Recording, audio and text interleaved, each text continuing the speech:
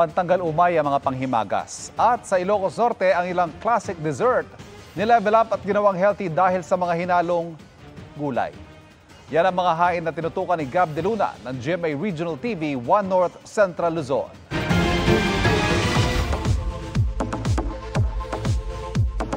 Ang Maha Blanca na classic Pinoy kakanin ni-level up sa Barangay Sulbec, Pasukin, Ilocos Norte. Ang dessert packed with nutrition dahil dinagdagan ng gulay na pampalinaw ng mata.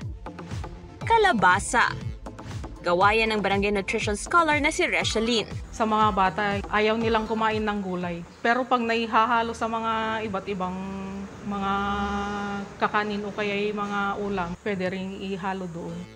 Nais daw ibahagi ni Reshalyn ang healthy dessert sa mga feeding program sa kanilang lugar. Sa lungsod naman ng Lawag, may mabentang pang-beat the heat, classic halo-halo. Nahinaluan din ng gulay?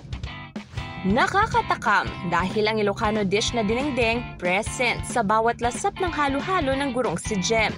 Mayroon itong malunggay, kalabasa at taro. Marami po tayong nakukuha ng vitamins at nutrients like iron, vitamin A at saka carbohydrate. Na-e-enjoy raw yan ng mga estudyante, kaya ang kanyang healthy halo-halo pinipilahan. Para sa GMA Regional TV 1 North Central Luzon at GMA Integrated News, Gab De Luna, nakatutok 24 oras. Mga kapuso, patuloy na tumutok sa mga balita, mag-subscribe sa GMA Integrated News sa YouTube. Sa mga kapuso abroad, samahan niyo kami sa GMA Pinoy TV at www.gmanews.tv.